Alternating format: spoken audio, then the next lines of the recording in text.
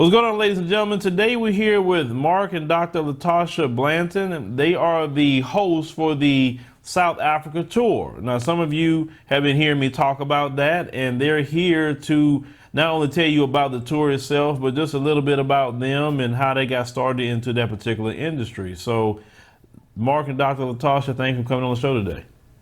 You're welcome. So, just for people that don't know, because we have a lot of new people, because Mark been on here before, maybe about 5 months ago on the show. Dr. Latasha was not here, but could you tell everyone just about who you are and just how you ended up in Johannesburg? So my name is Dr. Latasha Blanton. By profession, I am an actual physical therapist, but we decided to move to South Africa after spending a lot of time here, and then finally, after several years of traveling here, we decided that it was time to make a move. In 2014, Mark started doing some travel groups here. I didn't join him at the time. I was still working our businesses back in the States. And then by that time, we decided to sell our practices back in the States and do tourism and travel full time. And then we ended up in Johannesburg last September. All right, Mark, could you tell people just a little bit about yourself? You definitely have an interesting story.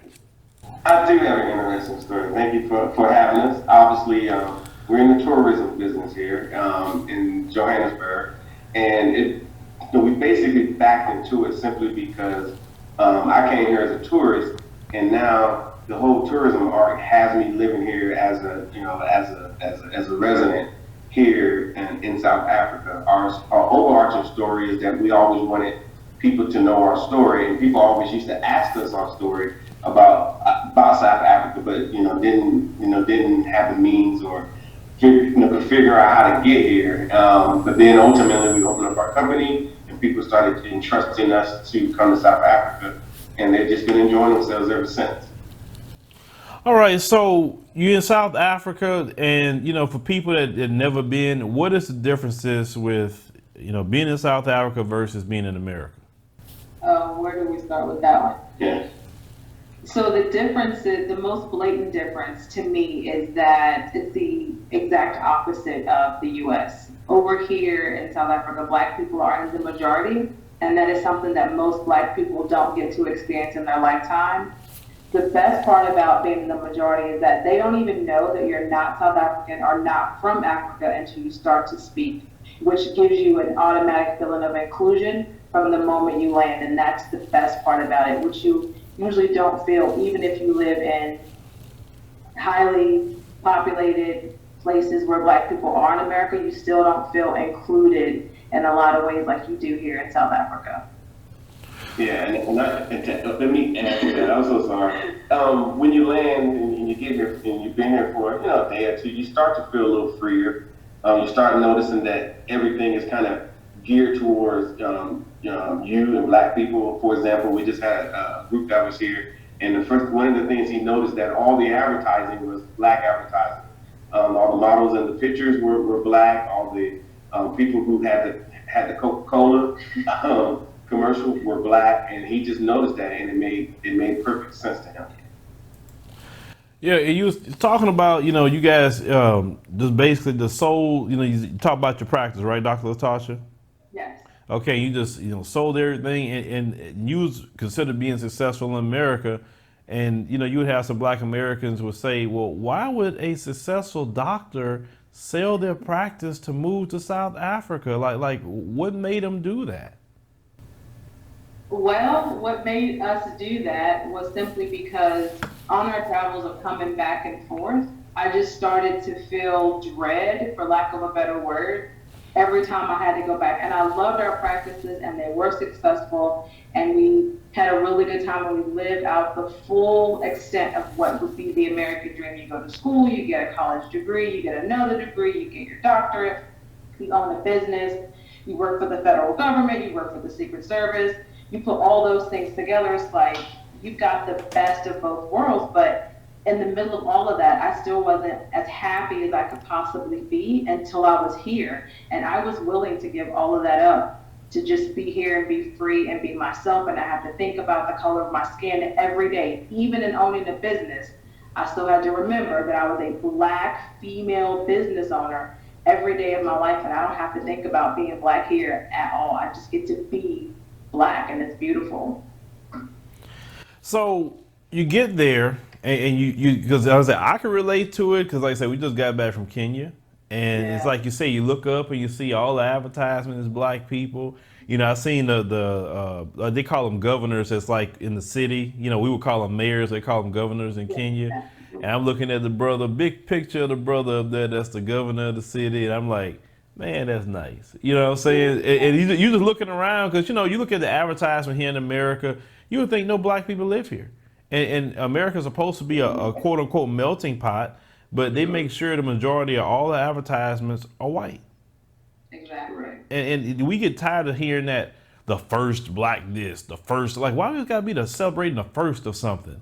You get what I'm saying? We got a whole continent over there where that's just normal to see Black people everywhere. So you get there, you enjoy it. What made you say, you know what? God, I want to get into this tour business? I think for me, it was a matter of being excited all the time and wanting to share that excitement with other successful Black people. And they don't have to be highly successful, but any Black person that has any means should, and I use the word should lightly because I don't want anybody to should all over anybody, but they should want to be here in a place where they get to experience something different. And that desire, that drive, that passion became larger than treating patients, and it just became such a desire that it was worth giving it up to try and share what we get to experience every day with other people. So, you know, let's talk about the tour itself. You know, say it's coming up September 1 through September 10, you know, with our audience.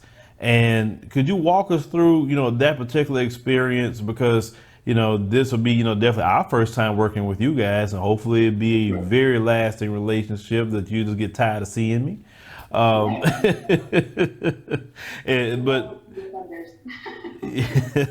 But tell people a little bit about it, because we went through the itinerary on one video, but it's better, in my opinion, to hear directly from you. Okay. So the itinerary is handpicked.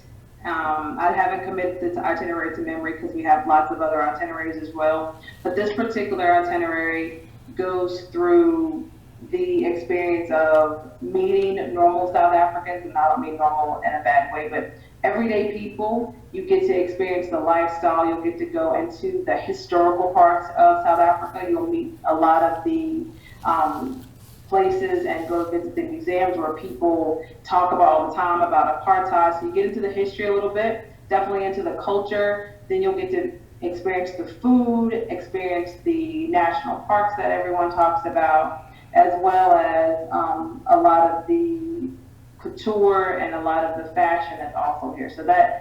So in those 10 days that you're here, you're going to basically experience like the gamut of South Africa in a very condensed itinerary. And we've vetted all these places. So everything that you're doing, we've done and want to share with you and your audience. Yeah. I think at the end of the day, when, you know, most people come here and they don't have an idea of what Africa is, let alone South Africa. You know, and South Africa is one of several countries that's here. But by the time you land at O.R. Tambo Airport and spend your 10 days here and get back on the plane going back to America, you're going to have a real good understanding of what it means to be an African, and also in the plight of the South Africans. They want to basically show us, because they are proud of us as African Americans. They really are, not us in particular, but just African Americans in general. So when they do finally run across us, they want to show us what they've done. And the good part about it is, you know, when we look back at it, we're very skeptical in some ways as African Americans. But they have been doing this for 25. They've only been doing this for 25 years. So the itinerary we're going to show you guys and what we want to bring to you is just a small piece of that. But when you do leave, you can say, I was in South Africa. I know South Africa. And so that's what the itinerary reflects. And it does take you through Johannesburg, which is the the city of gold or the hub of everything. So this is where all the money is made in South Africa. And then we'll take you to Cape Town, which is where all the leisure activities take place in South Africa, to include the beaches and a lot of the coastline that's down there. So you get to experience all of that as well. Yeah, so we kind of give you the best of both worlds, especially in Cape Town. I mean, I love Joburg. We live in Joburg. Joburg, you can be here a month and do something different every day. The good part about Cape Town, and which we love about Cape Town, is that it's absolutely stunning. It's beautiful. It's obviously you get the opportunity to go to Robben Island.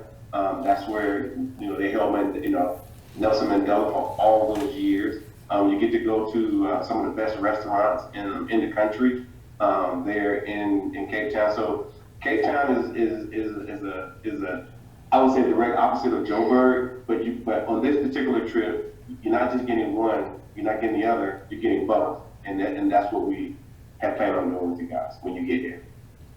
Right. Now, for some people, and maybe I read wrong or whatever, but is Soweto part of it? Yes. Yes. Soweto's part of it is a suburb. It's called a suburb. Even though it's considered a township. Soweto is called Southwest Township, and it was one of the areas where all the blacks were forcefully moved into a particular area in Joburg. Yeah. It's a suburb of Joburg. Okay, all right. Because I know some people ask about those type of questions. Say, "Hey, man, I want to get out there. I mean, I like the nice things, but I want to get out there with the people and talk to them and have some conversations." And because like when I went to Kenya as a recent, we went to Kibera, and that was a definitely eye-opening experience as well. So in Soweto, isn't that area kind of like with the EFF? That's their stomping grounds. Yeah, they got strongholds everywhere. Keep in mind, there's over 30-something political parties here.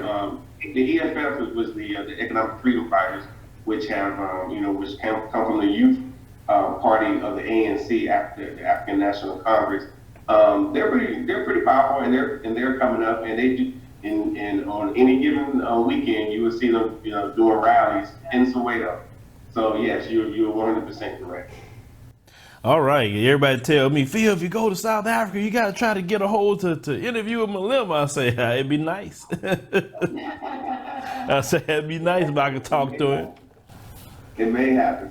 Yeah, that's boy, that'd be the man, because like here in the U.S., Malema actually is highly respected in a lot of the black circles. Absolutely. Yeah, and he is here as well. Especially, obviously, he came he's for the youth.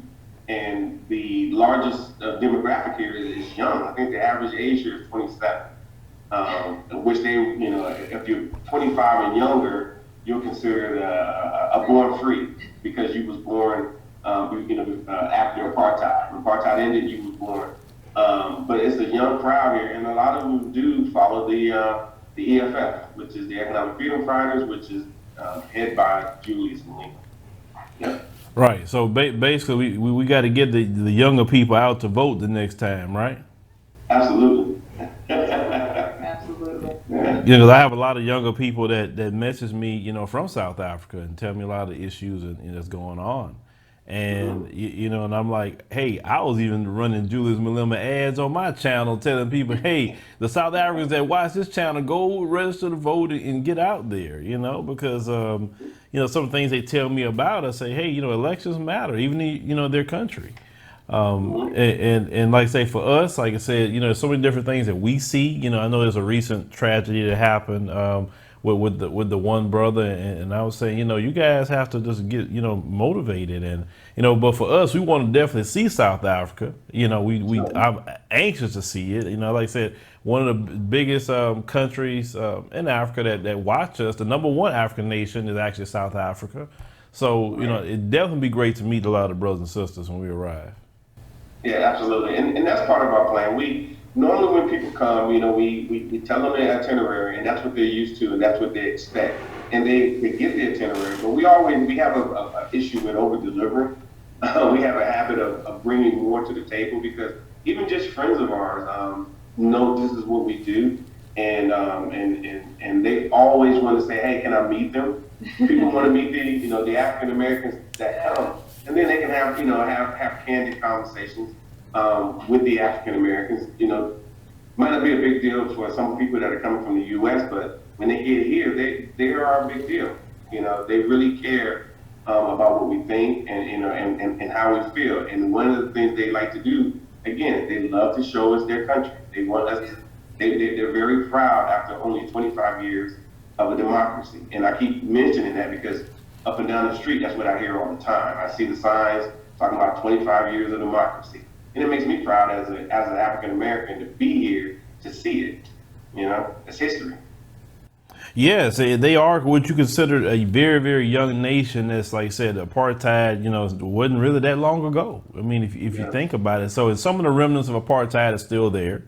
Just basic, what we see. But, I believe with time and, as you say, more and more people get acclimated into the country, and you get kind of, we having this issue in the U.S. I don't know if you're keeping up with that. With some of our black boomer population still kind of holding on to the old way a little bit, and it seems that way a little bit in South Africa. They want to kind of hold on to the familiarity instead of going with something new like the EFF. Just from what we're seeing. But change is good. Change is definitely very good. So when people it was a little different with you guys versus another company we work with. So you gave us a link. And on that form, people would have to put as I tell people, the first name, last name, and email, and then they just tell them, I'm from, African Diaspora News Channel, need information. And then what happens when they contact you on that? So after they send the information or send that they want information about the trip, then we send them a welcome packet with all the information they need regarding deposit amounts, for a single person, per person sharing. We give them all the costs, and when the final payment's going to be due, we can put them on the payment plan if they want. So we send them all the information that they need in one packet, including the itinerary and information as far as if they're going to need like travel insurance if they request that. So we give them all the information at one time in one packet once they send it, including the link to make the payment if they want to make the deposit.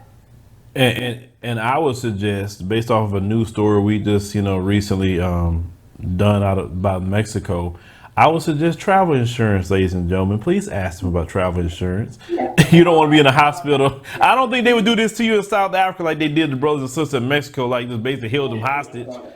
I don't think they would do that. But travel insurance, they can go through you guys to get that.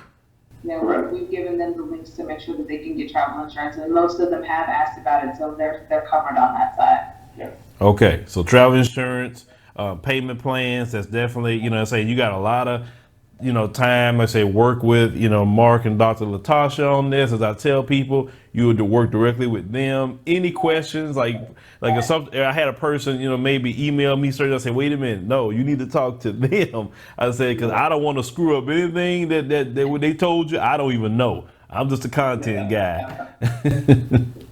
We'll take care of it. And another good thing that people need to understand too, like in some other African countries, some other other nations, here in South Africa, they give you a free visa. So when you get here, you don't have to sort out your visa before you get here, fill out your paperwork, go to the embassy, and do any of those things. They really want you to come here. They try everything they can to make it accessible to you, and a lot of countries don't do that. Well, first of all, we have American passports. Most of us do. Some of us have from other nations, and we've gotten those emails from those people who are interested in coming on the trip who live in other nations. But at the same time, our passport's very powerful. That means it gets us in a lot of places that some people can't. The good part about the way South Africans treat us is when you get here, they look at your passport. As long as it has some pages in it and it's not expired, they will stamp it. And then you got 90 days, to be in the country. And it doesn't cost you anything, and it's free. So that's just another benefit of coming to South Africa, because they really do want us here. And people keep asking us also about shots. There's no shots required to come to South Africa. You're not going to be in any malaria or tsetse fly or any of those zones. You're going to be basically in the city. So even when we go on safari, you won't be near any of those zones. So you're safe on that aspect. There are people asking about their children as far as like what they need to fly. That information is included in the packet as well, just saying that if your kids are coming, just make sure you've got the right paperwork for them. This is what you need to, your kids can fly. So South Africa is a real easy country to visit. You just need to take the plunge and risk to come and see what you're actually missing. Because I can talk about it all day long because I love it and I live here, but you do need to actually experience it for yourself. Right, and the safari. Let me ask you about the animals in safari. So the safari you're going to go on, does that one have elephants? Yeah. Okay, lions and giraffes, and do they have hyenas? You may see some hyenas. You may see some hyenas, some wild dogs. Some wild dogs, some cheetahs. That would have the cheetahs. Yeah, we have. South Africa has as far as their safari game is I'm gonna say it's on point. Yeah. You know, I mean, it might be early morning or it might be a late night drive. You know, they call them drives. You know, an early morning drive or a late night drive. Some of the animals are nocturnal. They're more active at night or vice versa. So you have to go on boat drives, and we do have it set up so that you go on boat drives so you can see the animals that are most active in the mornings, like the lions, and the animals that are most active at night, like some of the other predators. So it's really nice. It's really nice. Yeah, it's really good. Most people that come here, you know, you got some people that are like, oh, I'm a little nervous, but then they get out there and they're like, oh wow, this is great. You know, seeing the animals actually in the wild versus in a zoo or some kind of enclosure, it's humbling. It's humbling because now you're in their space. Yeah, I love to see the animals in their own natural habitat because, you know, like I don't like going to zoos because to me it's like they in jail, and then you wonder why those monkeys throwing poop at you. Like what are you looking at? I'm sick of you looking at me. Exactly. Yeah. You don't have that. You don't have that here, and they also get to try some traditional African food while they're here. They can always decline, but we do encourage you to at least try a piece of, you know, zebra or mopani worms or ostrich or, you know, anything along those lines that you may not see on the menu in the States. Yeah. So, and if a person say, oh, you know what, guys, I'm tired today, I want to stay at the hotel, they also have that option too as well, right? Yeah, absolutely. The hotels that, you know, the hotels here are, one special one we're choosing are with the Capital Group, and we have a contract with them. We vetted them. We went to them and looked at everything that they have and so forth. And we've had many conversations. So when we call up the Capital Group, they know who we are, and we get some of the better hotels, some of the best hotels. There's some amazing hotels here in South Africa.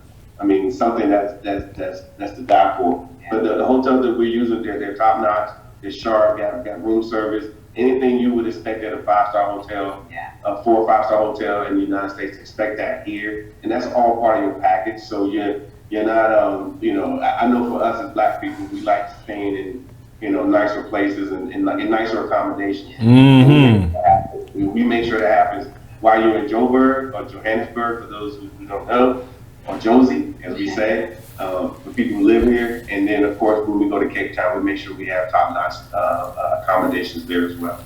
And if they do want to stay in the hotel and rest, there's a pool, there's a bar, there's shuttle service if they, you know, want to just, you know, go next door to the arch that's next door that's got shopping and stuff. So the option is there. So they'll be free to roam about comfortably if they decide not to partake in any of the activities that day.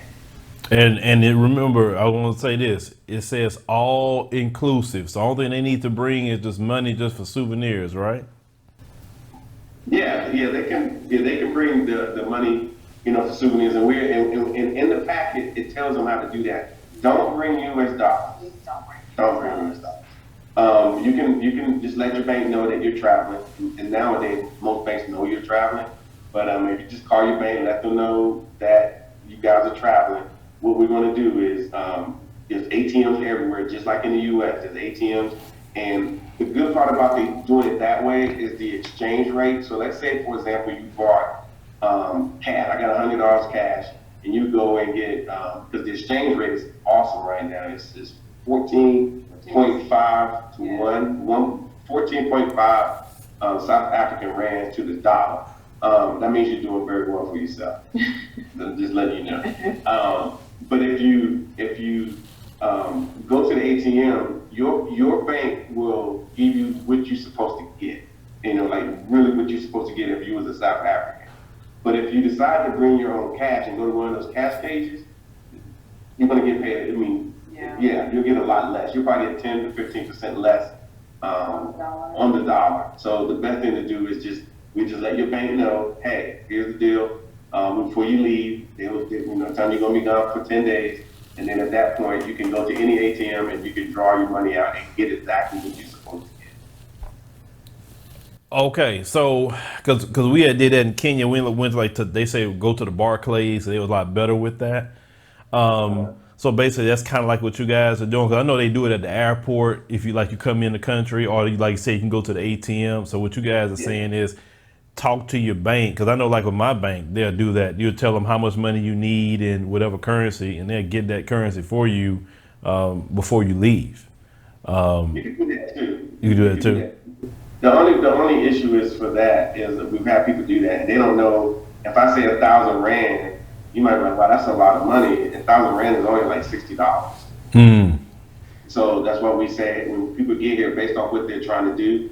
Like I said, there's ATMs, there's great national ATMs here from First National Bank to Standard Bank and others.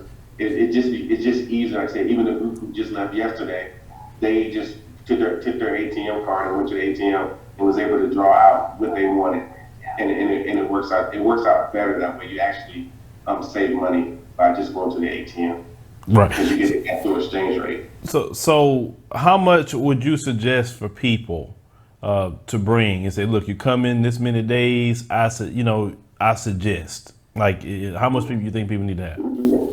I would, as far as, I would actually tell them not to bring anything, to be honest. I would tell them to just alert their bank, to put a travel alert on their bank card. And if they're that concerned with it, then maybe like $1,000 US. That's a lot of money, actually. So it's way too much money, actually. And I would tell them to maybe put it on a prepaid card, something along those lines if they're worried about getting hacked.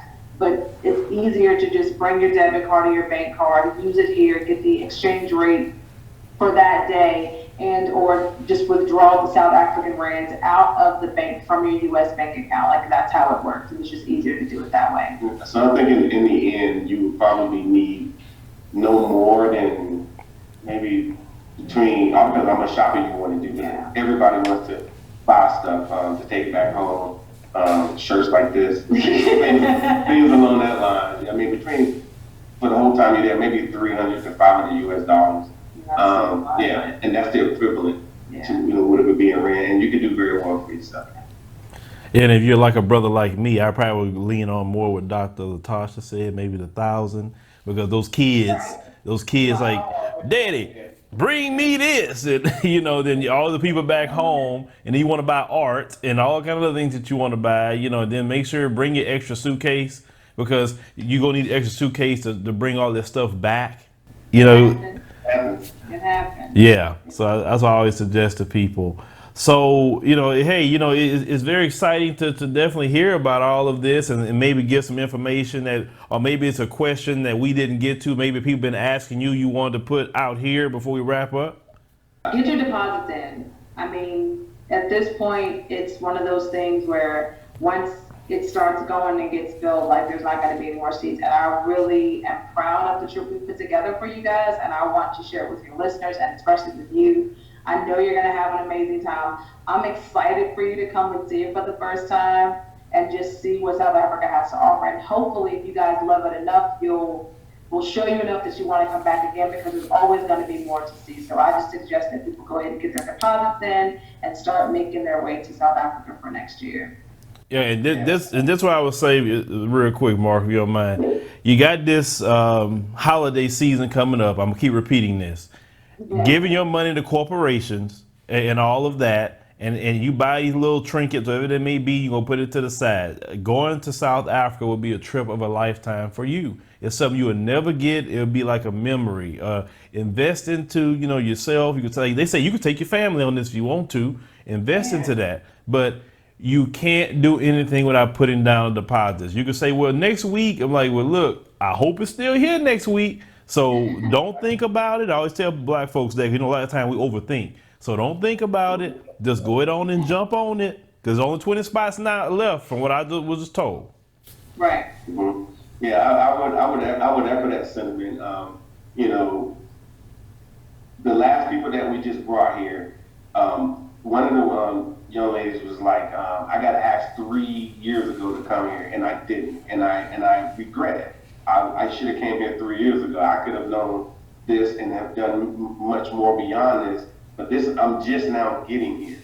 I'm just now getting here, and it really, you know, something that she had to think about. Yeah. And now she's trying to plan her next trip and the following trips, simply because, as she says to us, I'm bougie. Now she doesn't, you know, now what she told me, she said, I'm bougie. But now that she's been here and she's been able to eat the good food, you know, do all the good things that black people should be doing on a regular basis. And now that she knows about it, she's kind of changed her trajectory to say, you know what, maybe Africa is something that I need to be looking at a little bit, you know, more closer, as she's saying, hey, I want to be able to go to the beaches. I want to be able to, you know, yeah, I want bottle service, but you can do that here easily, and so forth. So I suggest that everyone who's interested in coming as a gift, especially for the holidays, as you were saying, Phil, put down your deposits. You know, go ahead and make your payments. Go ahead and pay it off. I guarantee you, and I literally guarantee you, once you come and get here, I give you about a day and a half. Usually it takes people about a day and a half to get acclimated, and then they start realizing that, wow, this is all right. And it's absolutely worth it. Everyone that we've spoken to that has been on a trip with us, they absolutely say that it's worth it, simply because they've spent more money doing less and got less. But here we know for a fact that it's, I won't call it an unvacation, because you feel so, I don't know, feel so safe and so at home when you're here that it won't really feel like a vacation. You'll just feel at home, and that that's priceless. So get here for any reason at all. Come, give it as a Christmas present, birthday present, anniversary, and just celebrate it in September. You could say, this is your Christmas present, but we're going in September. That's fine. We'll take that. Anniversaries, birthdays. I think that this should be the trip that you count on to take your family on if you really want to give them something that they'll never forget. And we would love to have you guys here. Exactly. I definitely agree. And to me, like I said, just from what I know from personal experience, and you guys probably know the same thing, it's nothing like the experience of when you get there and then people hear you speak and they say, oh, you Black American, and they say, welcome home. When they tell you that, it does something to you. Believe it or not, it do. Yeah, even now, you know, we're about, a lot of people know us now, simply because we're always around. They're like, oh, you okay. But we go places that people have never seen us. And as soon as we start talking, they say, oh, you know, and then they say, you know, welcome home. You know, glad you're home. Good to see you. Yeah, and we've been here for an extended period of time now, and it still hits you in the heart, like, wow, that's all right. So it's nice to belong. It's nice. Yes, because you don't get that feeling here in America at all. You just don't. You don't, and it just even when you're in your own communities, you know, because of the things that we deal with, and the stress and pressure and depression and PTSD, Black folks sometimes just have a lot going on. Just on a good day, and sometimes we don't even want to speak to each other at times. I mean, now Southern culture, and I tell people that in African nations, I notice that basically they're like Southern culture too, where everybody's speaking to each other and you know, having conversations with people you don't even know. You know, so that's something to get used to if you're not used to the Southern culture. But it'll be a great trip, guys. It'll be a great trip. These are good people. These are great people that have, you know, set this up. We trust them, you know, so make sure get your deposits in so you can go in September. So, you know, Dr. Latasha and Mark, I definitely thank you guys for joining us today. Even though we had some technical difficulties before, but we definitely thank you for being patient with us. And we definitely can't wait to see you guys in September. And then we'll bring you guys back and you can give us an update of what's going on. You know, and they also said that they may over deliver with you guys, which I believe they will. Yeah, so it may be some surprises. You never know what they're going to do. You know, you just never know. That's for sure. And it's funny because I think we do it because these are, you know, you guys are our people coming. And so we're so excited because this is your first time. And sometimes you kind of, you know, and you won't be able to see yourself, but when people get off the plane, they're literally looking around and then they see us, and then we feel like we need to take care of them. And we do to the time they leave. Right, so you're definitely in good hands. Like I said, these are your fellow brothers, you know, and sisters from America. So they got you. They know all your thoughts, concerns, feelings. You know, some of us, the first time travel, like, am I be okay on the plane? What's gonna happen? I mean, it's usually the direct flight, right? Yes. Yeah. Okay. So Yeah. okay, JFK direct flight. So trust me, guys, you'll be fine. Everything will be good. So, you know, we thank you guys for joining us today. Like I said, I know it's evening over there, so you know, they said have a great evening.